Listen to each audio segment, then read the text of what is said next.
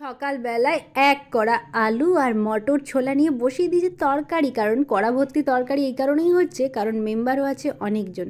এত ঘুগনি আর মুড়ি রেডি করে নিলাম সবাই মিলে খাবে বলে, আর আমি তারপর কাচাকাচিগুলো সেরে ছাদে এসেছি, সব জামা কাপড় মিললাম।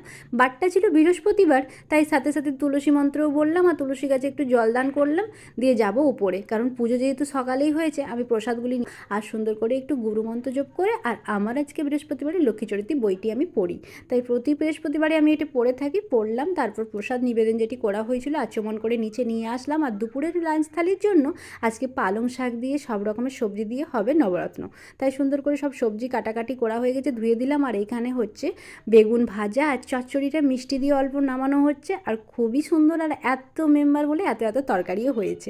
তারপর রান্না বান্না সব কমপ্লিট, চলো সবারই থালায় পাতালায় ভাতগুলো বেড়ে খেতে থাকি, আর তোমরা ততক্ষণ চ্যানেলটিকে সাবস্ক্রাইব করো। খাবারটি খেতে থাকি আর ব্লগটা এখানে শেষ করছি, দেখা হবে নেক্সট